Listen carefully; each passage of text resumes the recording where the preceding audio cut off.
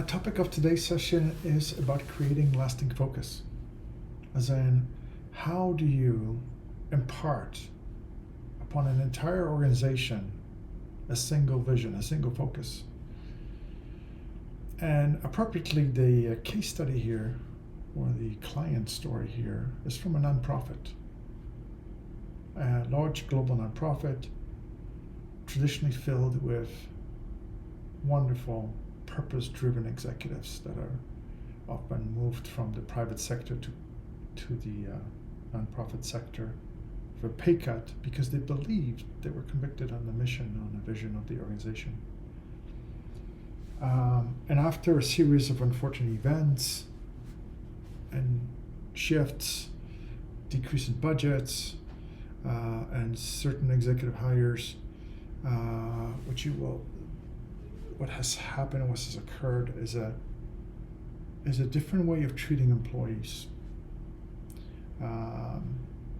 Staff cuts, budget cuts, and a different, more transactional approach to people management that has ultimately erode trust. So imagine that the trust has continuously eroded, and then instead of this clear, powerful vision that every employee is holding, what's there is the lack of trust. Top performers would have left already by now, and those that remained, they remained for the pension, not for the purpose. In this case, they have tried hiring new leaders, but the leaders that remained, that have been causing the problems, were the ones hiring. And so the issue has persisted and the trust has eroded farther. So how do you enter that scenario? Like, imagine being hired as a leader in there and you want to pivot the ship. How do you create this lasting focus? If there is no inspired purpose, if there's no inspired leader, there's no genuine passion, regardless what's on the brochure, regardless what's on the website, there is no mission. Doesn't matter how much you pay people to show up for work. And then the saddest part of it is that when you enter this, when your organization is this situation, the high performers will leave first. They will see the sign on the wall and they would have gone somewhere else. So you often, what you're left is less than capable leaders, less than capable staff, and the only way they know how to work is in a more transactional way, finger pointing, all that stuff. And in this case, technology is not going to help. Like, please don't look for a magical vendor, magical platform, magical process. There is no process, is not going to help. You primarily have to fix the trust. And one of the ways how you can fix the trust is inspiring existing leaders and inspiring the people you're about to hire. So how do you redefine what makes your leaders feel fulfilled? Feel is very important. So if I've been motivated by pension,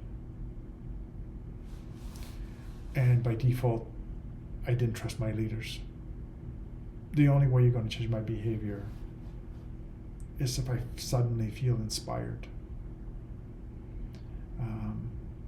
If the organization has low performers, and I can't, for a nonprofit, I can't pay regular rates, the only way I'm going to hire that high performer that can go to another place is with this inspiring vision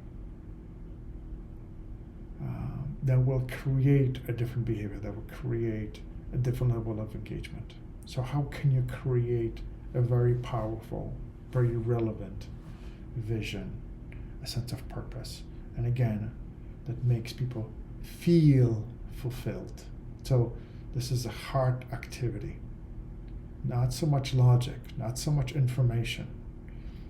Think of as if you're looking at the communications and you think about what percentage of time you're talking about the why, the purpose, the what the change is, and how we're going to achieve that change, 50% is on the why, 50% is motivation, and only then can you get into the here is what we're going to change and here is how we're going to change. And that's going to have to become a shift also in a leader. If you have been a tactical leader, if you have been primarily the source of the what or the how information, and that's where you spend your time, you're the expert, and you're the wrong leader for this period of time in the organization. The leaders you need are the ones that are inspiring, coaching, equipping. Equally, you need very different dynamics in the executive boardroom, more openness to ideas. The type of behaviors you want your executives to have with the employees is the type of behaviors that you as a senior executive CEO have to create with them. As in, you invest trust. Doesn't matter if there's no capability yet. Doesn't matter if they don't have the skill set to lead other leaders. You started with the inspiration. You started with creating, investing trust. And only after that, then can you work on a capability. Start with that.